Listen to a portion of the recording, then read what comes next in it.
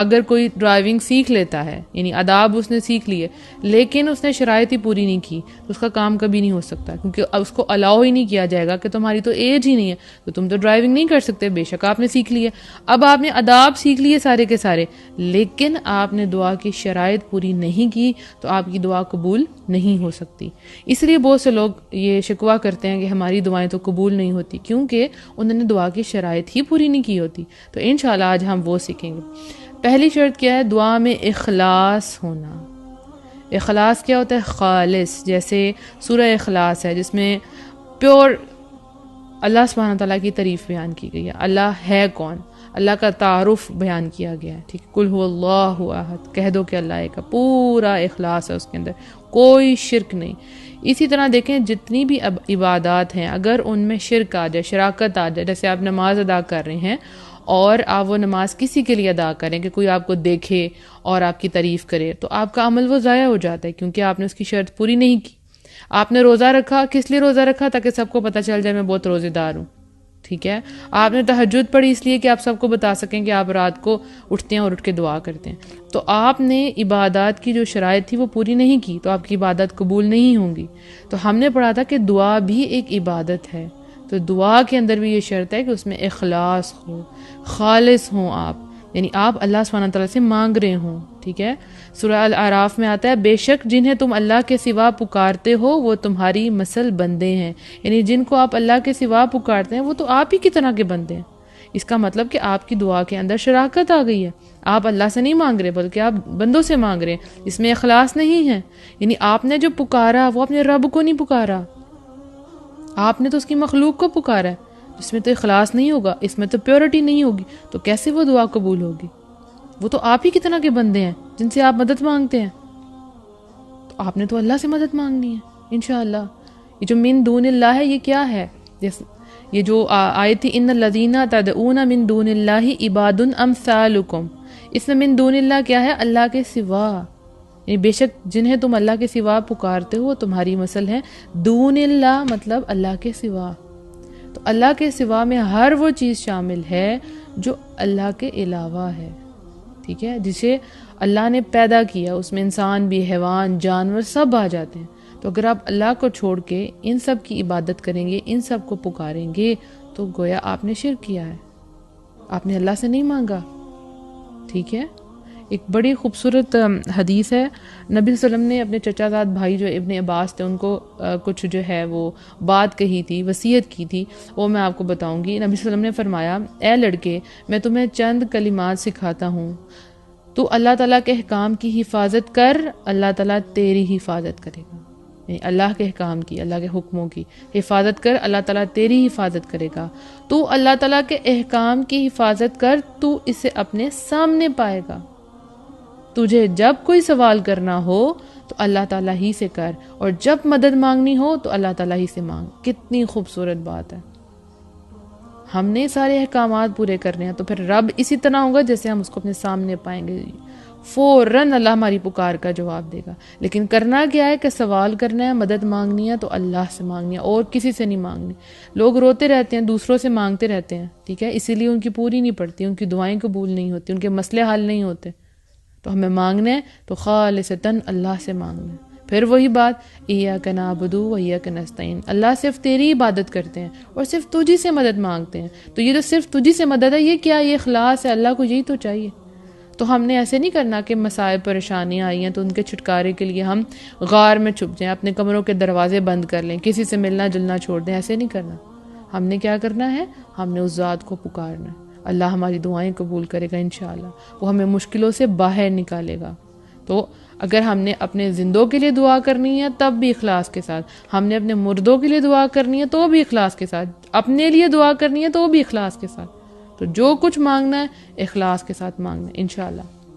دوسری کنڈیشن کیا ہے کہ دعا میں جلد بازی نہیں کرنی۔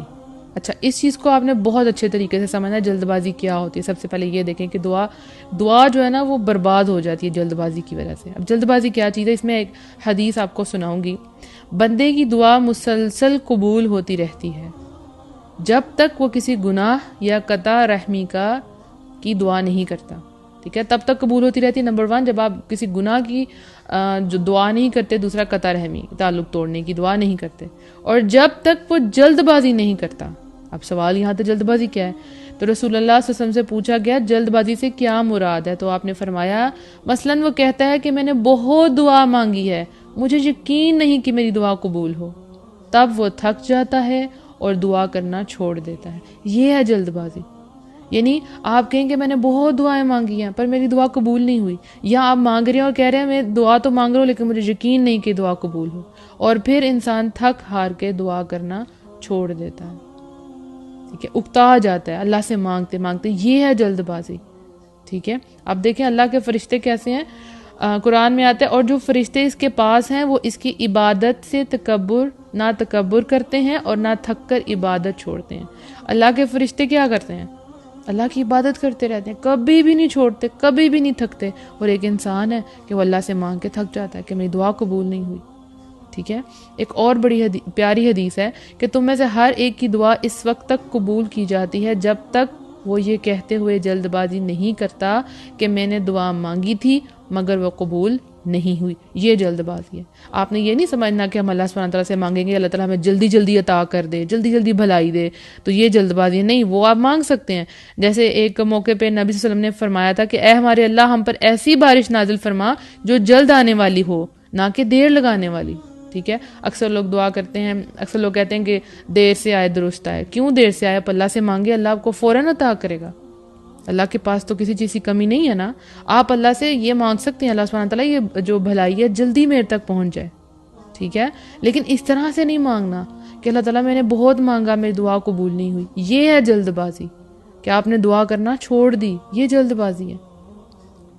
ٹھیک ہے، سورہ اسراء میں آتا ہے وَيَدْعُ الْإِنسَانُ بِالشَّرِّ دُعَاءُ بِالْخَيْرِ وَكَانَ الْإِنسَانُ عَجُولًا. انسان برائی اس طرح مانگتا ہے جس طرح اس کو بھلائی مانگنی چاہیے، اور انسان بڑا ہی جلد باز ہے. یہ ہے جلد بازی. آپ اللہ سے مانگ رہے ہیں اور پھر تھک گئے ہیں کہ اب میں نہیں دعا اور کر سکتا یا کر سکتی.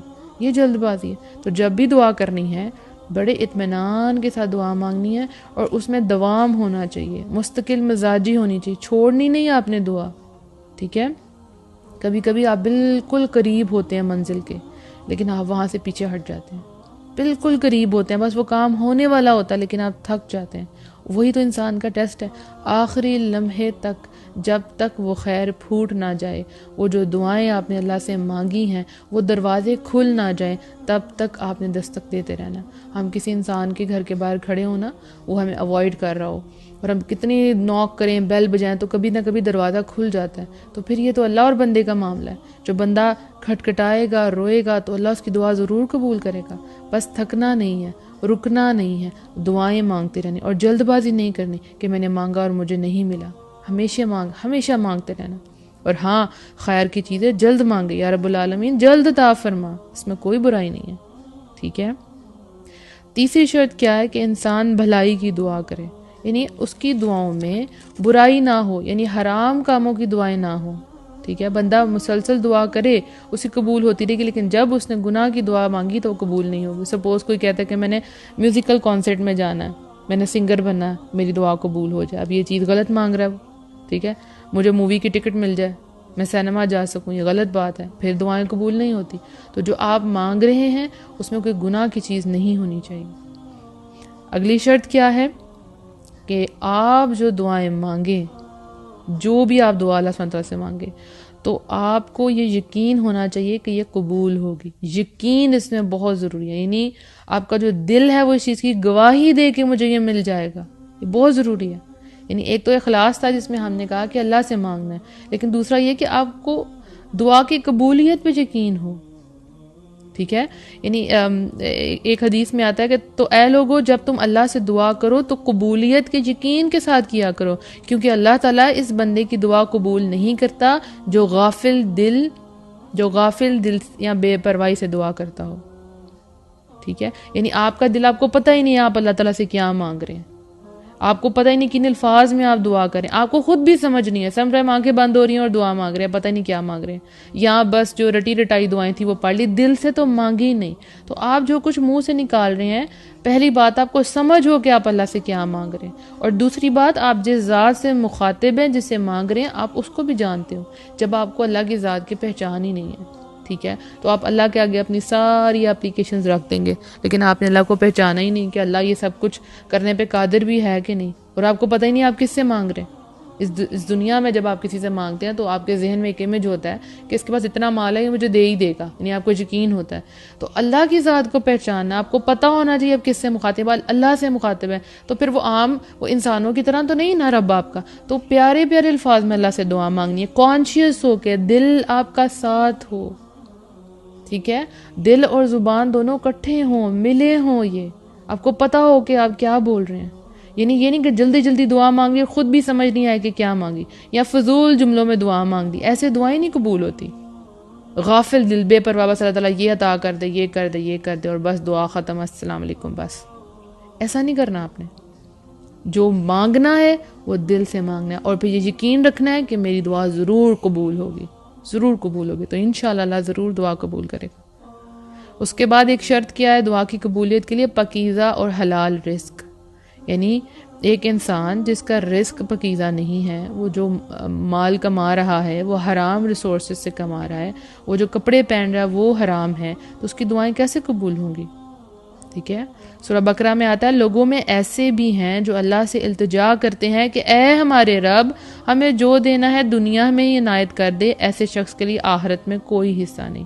یعنی ایک ہی ہے کہ وہ کیا مانگ رہا ہے کہ اللہ تعالیٰ آپ نے جو دینا نا بس مجھے ادھر ہی دے دیں، مجھے اینڈ میں کچھ نہیں چاہیے۔ تو یہ کیسا عمل ہے؟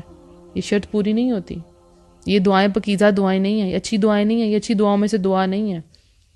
اچھے طریقے سے ہم نے اللہ سے دعا مانگنی ہے، ٹھیک ہے۔